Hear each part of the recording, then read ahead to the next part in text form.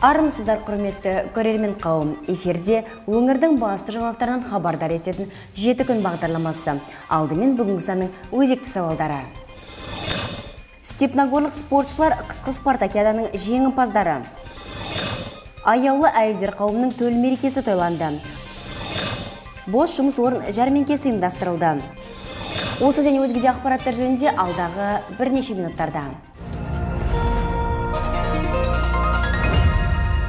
Наурыз айының 1 мен 3 аралығында ұйымдастырылған 32-ші хрустальный колос қысқы спартакиадасының қорытындысына сәйкес Степногорск қаласы жалпы командалық есепте жүлделі бірінші орынға ие болды. Бұл жөнінде апта басында жүзеге асқан жоспарлы отырыс барысында мәлімденді.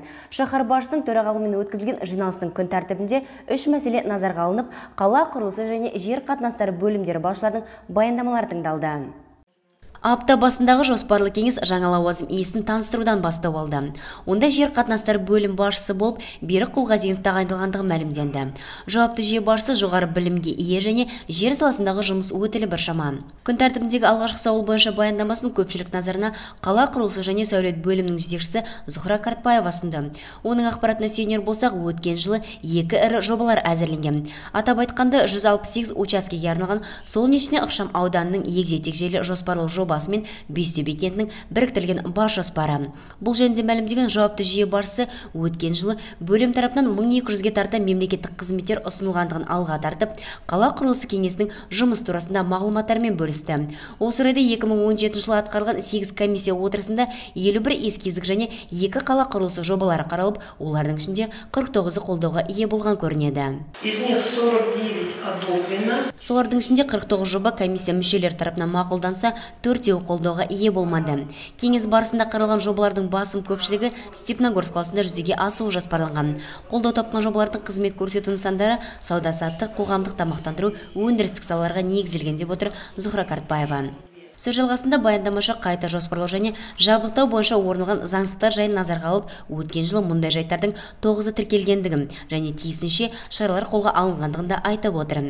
Жиналыс жалғасында белгілі болғандай, алдағы уақытта қаламыз ғимараттарына арнайы QR-кодтарға ие тақтайшалар орнатылса керек. Сонымен бірге жоспарлы кеңес барысында құрылысы ұзақ мерзімге созылған нысандар бойынша ақпараттар беріліп, бұл ретте шаһар басшысы біраз уақыттан бері қолданысқа берілмеген ғимараттарда тексерістер жүргізуді және нысандарға беретін арнайы паспорттар бойынша да шаралар қолға алуды тапсырды. Ал жер қатынастары бөлім басшысының міндетін атқарушы Берік Құлғазинов жер телімдерін игеру мен қайтару туралы ақпарат таратты. Бүгінгі таңда атаулы бөлім мемлекеттік жер инспекциясымен бірігіп арнайы тексерістер жүргізген. Бұл тұрғыда меншікке және қолдануға берген 20 учаскелердің 4-еуі қайта ресімделген. Сонымен қатар 5 жер телімдері бойынша жер инспекция сотына талаптар жіберілген. Осылай деп мәлімдеген жауапты жүйе өкілі сөз жалғасында ауыл шаруашылығына қажетті жерлерді игеру бойынша бірқатар ережелерді тілге тиек етті. Отырыс барысы өткен апта ішінде ұйымдастырған хрустальный колос 2018 қысқы спартакиадасының қорытындылары жарияланған баяндамаға ұласып, бұл ретте ақпаратты дене шынықтыру және спорт бөлімінің жетекшісі Алмат Тоқмағамбетов ұсынды. Жауапты жүйе басшысының мәліметіне сүйенер болсақ, кең ауқымды қамтыған спорт шара өз деңгейінде ұйымдастырып, спортшыларымыз қаламызға жеңіс сыйлаған. Осы орайда сөз алған шаһар әкімі Әнуар Күмпекеев айтулы шараны ұйымдастыруды қосқан үлесі үшін жауапты жүйе өкілдеріне ризашылығын айтып, игі тілектерін білдірді. Я очень рад. Біздің осындай жауапкершілікті алып, оны жақсы деңгейде атқарғанымызға өте қуаныштымын. Соңғы 10 жыл ішінде қаламызда алғаш рет ұйымдастырған ауқымды жобаны жүзеге асыруда атсалысқан азаматтарға алғысымды білдіремін. Мұндай спорттық шараны өткізудегі басты мақсат жеңіс тұғырынан көріну болатын. Бұл міндетті орындап отырмыз. Ендігі кезекте алдағы жоспар Ақбидай жазғы спартакиадасын қаламызда ұйымдастыру. Теперь следующая задача попытаться привлечь сюда летнюю спартакиаду Ақбидай и там тоже занять достойное место. Шаһар әкімінің төрағалығымен қала құрылысы кеңесінің ағымдағы жылғы алғашқы отырысы жүзеге асты. Күн тәртібінде 10 жоба қаралған жиын барысында мәлім болғандай, алдағы уақытта қаламызда жаңа қонақ үй кешені, сауда-саттық орындар мен көліктерге қызмет көрсету нысандарының қатары артпақ. Қала құрылысы кеңесі мүшелерінің назарына алғашқылардың қатарында болып, Альф жеке кәсіпкерлігінің өкілдері жобасын ұсынды.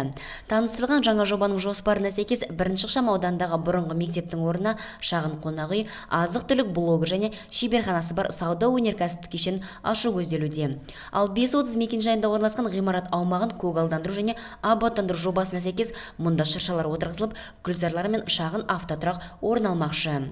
Центргаз жауапкершілігі шектеулі серіктестігінің басшысы тұтынушылар қатарының артқан алға тартып, қаланың өндірістік аймағында автогаз құю станциясын салу бойынша рұқсат алды. Сондай-ақ отырыс жалғасында автокөліктерге техникалық қызмет көрсету нысанының аумағын кеңейтуге байланысты ұсынылған жобада комиссия мүшелері тарапынан қолдауға ие болды.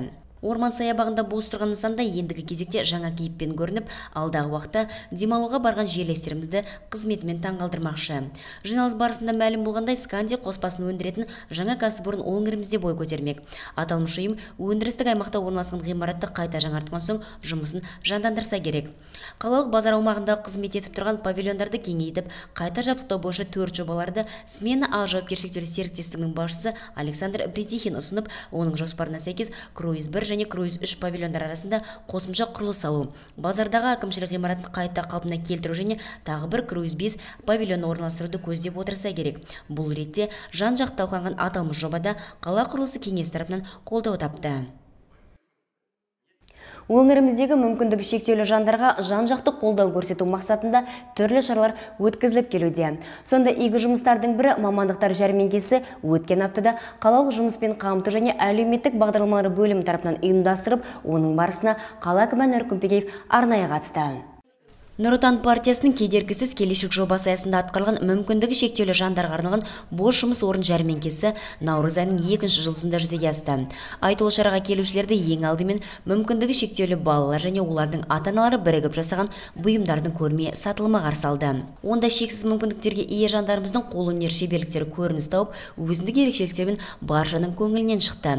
Өңіріміздегі ірі кәсіпорындар мен мекемелердің өкілдері шақырылған жәрмеңкенің ашылу салтанатында сөз алған қала әкімі Нұркен Көпекеев құттықтау сөздерін жолдап, ізгі тілектерін де жеткізді. Жақсы, сондай жәрмеңкемен, іс-шарамен сіздерді құттықтаймын.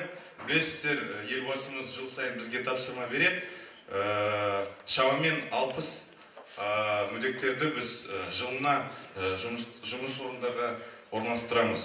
Сондықтан бүгін де сондай жоспар қойылды бізге, биыл да оны жүзеге асырамыз деп ойлаймын. Сенем, сіздерге тілейтінім әрқашанда аман болыңыздар, осы бәріміз жабылып, қаламыз үшін жақсы жұмыс жасайық. Аталмыш бос орын жәрмеңкесінде 17 кәсіпорын өкілдері атсалысып, жұмысқа орналасуға келген жандарымызға 40-тан астам бос орындар ұсынылды. Сонымен бірге қалалық жұмыспен қамту және әлеуметтік бағдарламалар бөлімі тарапынан ерекше күтімді қажет ететін азаматтарды еңбекпен қамтуда қолдауын көрсеткен бірқатар ұйымдар арнайы алғыс хаттармен қошеметтелді. Жәрмеңке барысында мәлім болғандай, өткен жылы орталық аурухана мекемесінде мүмкіндігі шектеулі жандарға қолайлы жағдай жасалып, бір кісі жұмыспен қамтылған. Бұл бағыттағы жұмыстар келер жылдарда жалғасын табатын болады. Осылай деп мәлімдеген әлеуметтік сала мамандары мұндай жағдайларда жұмыс берушілерге арнайы субсидиялар беру сынды жеңілдіктер қарастырылғандығында алға тартып отыр. Қаламызда алғашқы рет ұйымдастырып отырған мүмкіндігі шектеулі жандар үшін бос орын жәрмеңкесінің қорытындысына сәйкес бірқатар жұмысшы жандар Қазақ-Алтын тау-кен химиялық комбинаты, Степ Ерсі және білім беру мекемелеріне әңгімелесуге шақырылса, есепші мамандығы бойынша бірінші топтағы мүгедек қысқа мерзімді білім алуға жіберілген.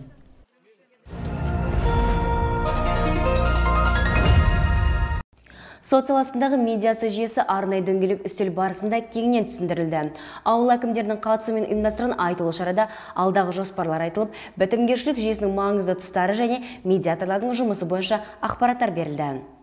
Судьялар одағының 5-ші съезінде мемлекет басшысы сот тәртібімен қаралуға жататын дау-дамаларды азайту мәселесіне назар аударуды, соттан тыс реттеудің баламалы тетіктерін, соның ішінде бітімгершілік пен медиация жүйесін енгізуді тапсырған болатын. Осыған орай қалалық сот ғимаратында медиация туралы кеңінен ақпараттар берілді. Кездесу барысын жүргізген жергілікті сот төрағасы Мақсұтхан Ахметов 2011 жылы Қазақстан Республикасының медиация туралы заңы қабылданып, аталмыш құжат медиацияны ұйымдастыру саласындағы қоғамдық қатынастарды реттейтінін, оны оны жүргізу қағидаттары мен рәсімін, сондай-ақ медиаторлардың мәртебесін айқындайтын алға тартты. Медиация сөзінің мән мағынасына кеңінен тоқталып, оның сот істеріндегі маңызы мен негізгі мақсаттар жөнінде айтып өтті. Медиация ұсақ-түйек даулардың сотқа бармай-ақ екі жақтың келісім арқылы ара-ағайынның араласуымен татуласуға жағдай жасайды. Аталған заңдар медиацияны азаматтық құқықтық қатынастардан, оның ішінде кәсіпкерлік және өзге де экономикалық қызметті жүзеге асыруға байланысты туындайтын құқықтық дауларды, еңбек пен отбасы құқықтық қатынастардан, жеке және заңды тұлғалардың өзге де жеке құқықтық қатынастарынан, сондай-ақ жеңіл және ауырлығы орташа қылмыстар туралы істер бойынша құқықтық қатынастар саласында туындайтын дауларды реттеуге бағытталған заң болып табылады. Медиацияның басты мақсаты қос тарапты бірдей қанағаттандыратын және дауласушылық деңгейін төмендететін өзара тиімді әрі өзара қолайлы бейбіт келісімге келу. Қысқаша айтқанда медиация дегеніміз кімдікі дұрыс, кімдікі бұрыс деп анықтамайды. Өзара екі жаққа тиімді шешім табуға арналған заң болып табылады. Кездесу жалғасында сөз алған судья Гүлмира Төлеубаева Қазақстан Республикасының медиация туралы заңының енгізілуімен дау-дамаларды шешудің баламалы тәсілдері жасалып, бұл жүйе тәуелсіз тұлғалар, яғни медиаторлардың көмегімен жүзеге асатындығын мәлімдеді. Сонымен бірге баяндамашының ақпаратына сай медиацияны дамыту уақыт талабына сай халықаралық стандарттарға негізделіп әзірленсе керек. Ал медиация жүйесі көбінесе жеке және заңды тұлғалардың азаматтық процестерді шешуде қолданылатын көрінеді. Бұл жөнінде мәлімдеген судья Елена Медведева өткен жылы қалалық сотта 192 іс қаралып, оның ішінде 26-сы медиацияны қолдану арқылы шешімін тапқандығын, ал ағымдағы жылы 32 қылмыстық істердің біреуі бітімгершілік арқылы аяқталған деп отыр. Ауыл әкімдері шақырылған жиынды қорытындылаған қалалық сот төрағасы Мақсұтхан Ахметов барлық елді мекен басшыларын бірігіп жұмыс атқаруға шақырды. Сонымен бірге өңірімізге қарасты ауыл аймақтарда сот мамандарының қатысуымен арнайы жиын ұйымдастырып, осы медиация жөнінде ақпараттар берілмек. Ресми деректерге сай, бүгінгі таңда аталмыш кездесулер Қарабұлақ ауылы, Заводской және Ақсу кенттерінде өткізілсе, ал қалған елді мекендерді көктем айларында аралап шығу жоспарда болса керек. 3 күн бойына жалғасқан 32-ші хрустальный колос қысқы спартакиадасы өз мәресіне жетті. Биылғы маусымның үздіктері анықталып, жеңімпаздар айрықша қошеметтерге бөленді. Кең көлемді қамтыған спорт сайысының қалай өткен білгіңіз келсе, келесі бейнематериалға назар салыңыз. Жыл сайынғы дәстүрге айналған қысқы спорт сайыстарының делегациясын қабылдау биыл Степногорск қаласының еншісіне бұйырды. Ақмола облысының 19 өңірінен келген 800-ден астам спортшылар наурыз айының 1 мен 3 аралығында спорттық шеберліктерін танытып, үздіктер қатардан табылу үшін бар күш-жігерін салды. Осы күні қысқы хрустальный колос облыстық жарысқа келіп жатырмыз. 5 түрінен спорттың Аршалы ауданы дәстүрлі түрде хоккей, допты хоккейден, шайбалы хоккейден үнемі алда келе жатырмыз. Біздің хоккейстеріміз 10-ші дүркін жеңімпазы облыстың. Бүгінді сол дәстүрді бұзбай бірінші орын аламыз деген үміттеміз. Жалпы Степногорск қаласындағы жарыс өте жақсы өтуде, ұйымдастыру жағына өте ризамыз. Ұйымдастыру ойын түрлері, судьялардың жұмыстары бәрі жақсы. Сондықтан барлығыңызға жеңіс тілейміз. Спартакиада барысына келер болсақ, шайбалы хоккей ойындарында қарсыластарына есе берген жерлестеріміз 4-ші орынды қанағат тұтса, допты хоккей сайыстарында жүлделі 2-ші орынға ие бола білді. Ал спорттық балық аулы және шорт-тректен жақсы өнер көрсете білген спортшыларымыз Көкшетау және Щучье қалаларының командаларынан 5 ұпайға кем түсіп, күміс медальдарға ие болған жайы бар. Сонымен бірге шаһарымыздың қоржыны президенттік көп сайыс қатысушыларының және футболшыларымыздың қажырлы еңбектерінің көмегімен алтын медальдарға толықтырылды. 32-ші осы облыстық спартакиада Степногорск қаласы өте жоғарғы деңгейде осы бүкіл қалалар, райондарда күшті деңгейде қарсы алды. Және де осы футболынан біз Степногорск қаласы 1-ші орынға ие болдық. 3 күнге созылған облыстық қысқы спартакиада ойындарда өз мәресіне жетіп, жалпы командалық есеп бойынша жүлдегерлер анықталды. Арнайы жабылу рәсімінде әрбір спорт түрлерінде жеңімпаз атанған спортшылар марапатталып, дипломдар және кубоктармен қошеметтелді.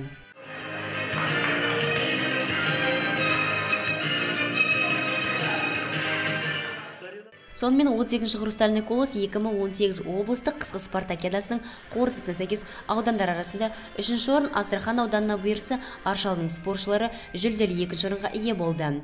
Ал зеренділіктер аудандар арасында жеңімпаз атанды. Сайыстар барысында белсене атсалысқан 4 қалалардың ішінен Щучье қаласы 3-ші орын, көкшетаулықтар 2-ші орындарды иемденсе, Степногорск шаһарының намысын абыроймен қорған спортшыларымыз қаламызға жеңіс сыйлады. Бұл спартакиадада Степногорск қаласының құрама командалары жақсы жетістіктерге жетті. Атап өтетін болсақ, президенттік көп сайыстан біздің құрама командамыз бірінші орынға иеленді. Сондай-ақ футзалдан да біздің құрама командамыз бірінші орынға ие болды.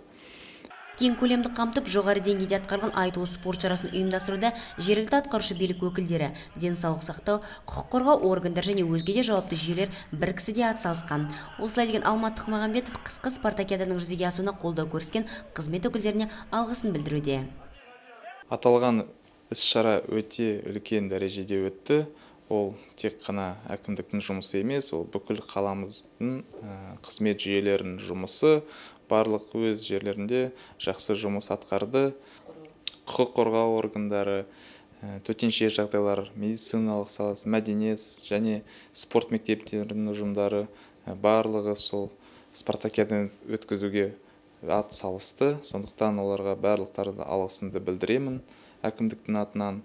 Айта кеткен жөн, келесі 33-ші спартакиада ойындары Бұланды ауданында өткізілетін болады. Көңілге көктем шуағындай сезіммен нұр құйып, тағы да 8 наурыз халықаралық әйелдер күні келді. Бұл күні аналар мен арулар ыстық лебізге кенеліп, көктеммен бірге құлпыра түседі. Барлық игі тілектер мереке күні осы нәзік жандыларға бағышталады. Мейрам қарсаңында жылы лебіздерді шаһарымыздың әйелдер қауымы қабылдап, арнайы ұйымдастырған салтанатты жиын барысында ерекше қошеметке бөленді. Көктем гүліндей құлпырып, мерекелік кешке арнайы келген әйелдер қауымына арналған қалыңдықтар шеруі Горняк орталық мәдениет сарайының дәлізінде ұйымдастырылды.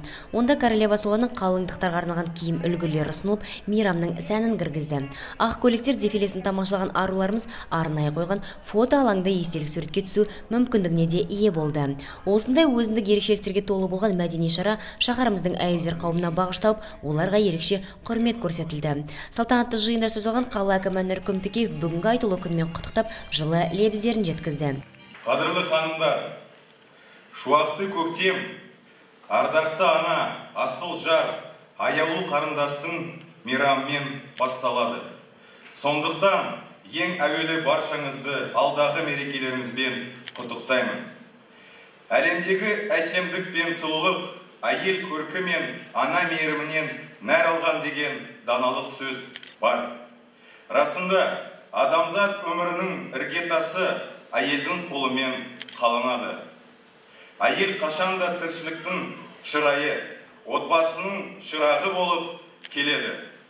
Ұлттың асыл қасиетті уызына, жарыған ұрпақтың бойына ана сүтімен дарып, болашаққа жалғасады. Сондықтан дана халқымыз әйелді шаңырақтың киесіндей санаған. Сіздерді ару көктемнің шуақты мерекесі 8 наурыз халықаралық әйелдер күнімен шын жүректен құттықтаймын. Құттықтаулар айтылған соң, шаһар басшысы 6 бала тәрбиелеген Любовь Сердюкке күміс алқа төс белгісін салтанатты түрде табыстады. Сонымен бірге 8 наурыз халықаралық әйелдер мерекесі қарсаңында 30-ға жоқ нәзік жандарымыз қала әкімінің Ақмола облысы кәсіподақ орталығы төрағасының алғыс хаттарымен қошеметтелді. Марапаттау рәсімінде барша жиылған жұртшылыққа жергілікті өнерпаздардың шығармашылықтарымен бірге Астана қаласынан арнайы келген Контраст шоу группасының бишілері мен республикалық және халықаралық байқаулардың лауреаты Нематило Зикрулаевтардың өнерлері ұсынылып, мерекелік көңіл-күй сыйланды. Осы орайда айта кеткен жөн, концерттік бағдарламаның толық нұсқасы жаңалықтар топтамасынан соң назарларыңызға ұсынылатын болады. Арнамыз қосулы болсын.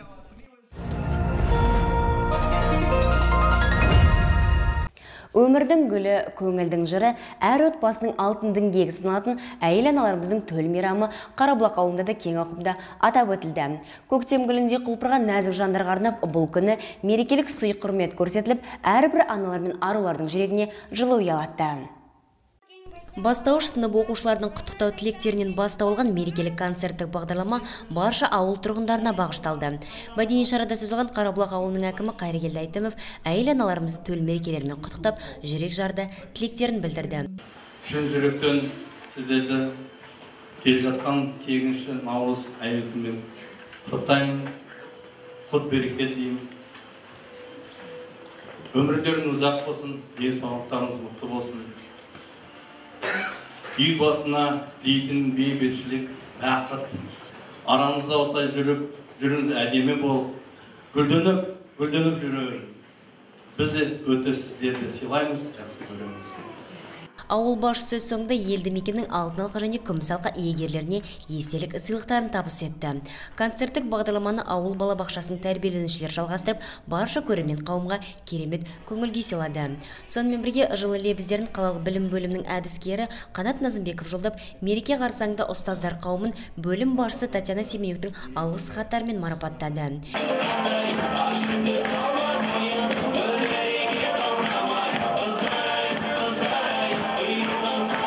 Мерекелік шара жалғасында көрермен назарына әсем әндер мен заманауи билер ұсынылып, концертті одан әрі қыздыра түсті. Жергілікті шығармашылық жастардың өнерлері ұсынылған мейрам барша келушілердің көңілінен шығып, әдемі әсерлер қалдырды. Көпшілік асыға күткен 8 наурыз мерекесі қарсаңында қыз-келіншектермен бірге ата-аналарымыз Ұлы Отан соғыстың ардагерлері де айрықша құттықтауларды қабылдады.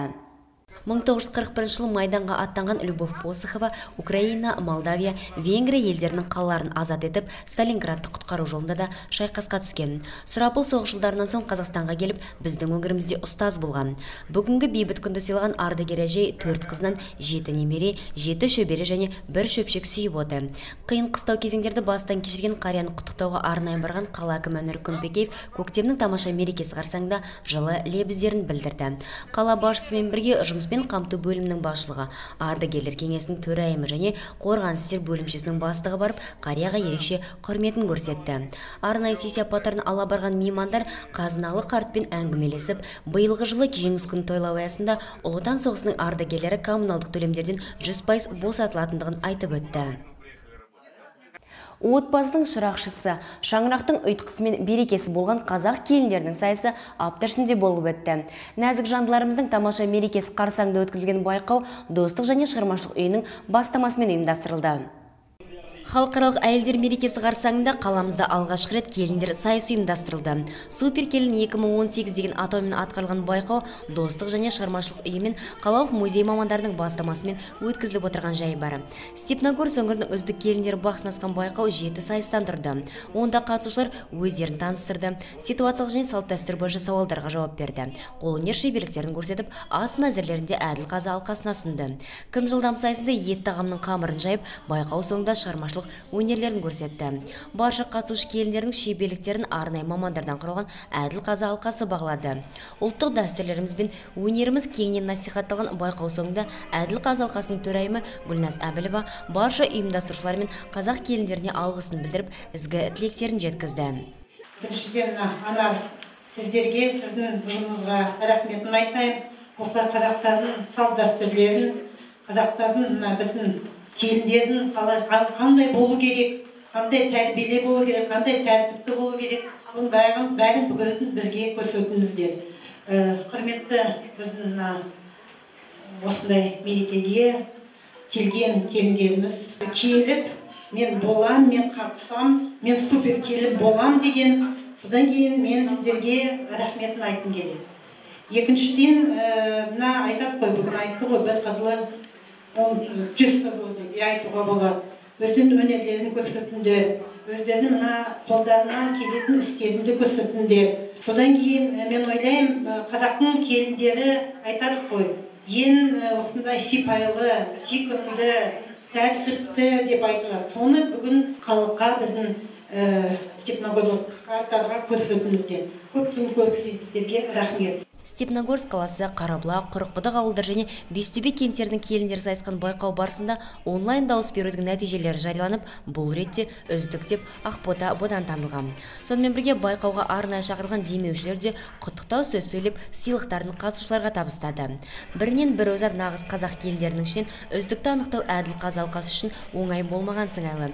Десек те өзіндік ерекшелігімен көзге түсе білген Құрыққұдық ауылының тұрғыны Ақбота Бодан супер келін 2018 атағына ие болды. Жеңімпазға ұйымдастырушылар тарапынан астау, бешпен және орамал табысталды. Сондай-ақ барша қатысушылар дипломдар және күміс әшекейлермен қошеметтелді. Осы аналар мерекесіне орай өткізіліп отырған супер келін Степногорск қаласында өтіп отырған сайысқа қатысқаныма өте қуаныштымын. Осы сайысты ұйымдастырған ұжымға көптен көп рахмет. Және де осы сайыстың маңыздылығын айта кететін болсақ, осы сайыстың маңыздылығы әйел үйдің ұйытқысы отан отбасынан басталады екендігін көрсету, біздің жастарға, болашақ келіндерге, қызылдарға халқымыздың асыл өнерлерін, асыл қазыналарын дәріптеу, үйрету деп білемін.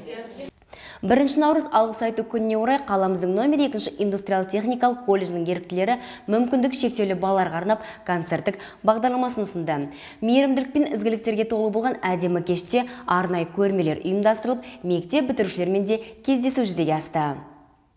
Соңғы бірнеше жылдықта кең ауқымда атап өтілетін алғыс айту күнін индустриялық-техникалық колледждің ұжымы өзіндік ерекшеліктермен атап өтті.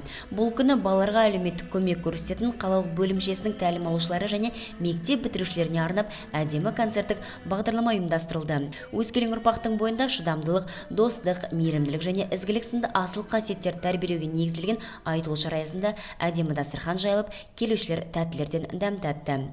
Сонымен бірге алғыс айту күнін тойлау аясында дизайн мамандық бойынша тәлім алатын студенттердің шығармашылық жұмыстарының көрмесі ұйымдастырып, көпшілік назарына ұсынылды. Мектептердің 9 сынып оқушыларына арнап кәсіптік бағдар беру шараларда жүзеге асып, болашақ бітірушілерге арнайы қойылым ұсынылды. Білім беру мекемесінің жұмысы таныстырылып, мамандықтар бойынша да ақпараттар берілді. Осылайша бұл күн барша қатысушылар үшін қайырымдылыққа, жақсылық пен мейірімге толы болды.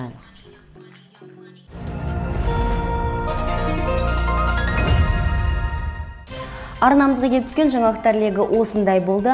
Бағдарламамыздың бүгінгі санын қорытындылай келе, медиа орталық ұжымы атынан аяулы аналарымызды, нәзік аруларымыз, жалпы Степногорск өңірінің әйелдерін төл мерекелерімен құттықтап қаламыз.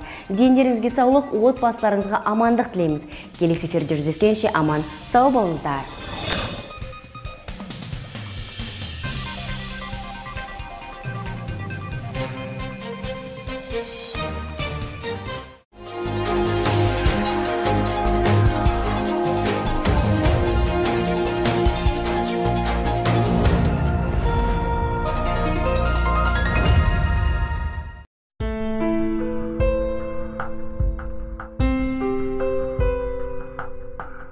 Медицина үнемі өзгеріс үстінде.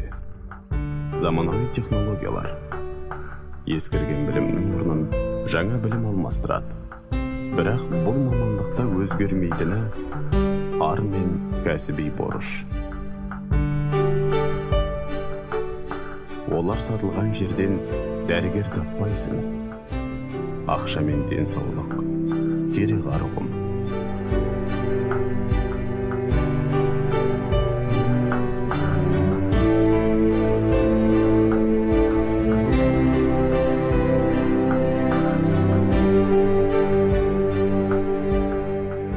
Сертті байлық жеңіп кетсе, жер бетінде адамзат баласының емі табылмай, сырқат саны көбейеді.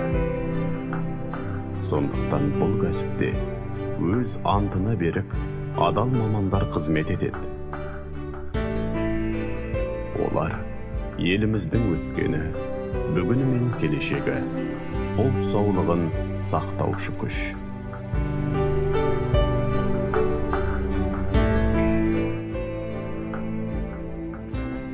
Қазақстан Республикасының мемлекеттік қызмет істері және сыбайлас жемқорлыққа қарсы іс-қимыл агенттігі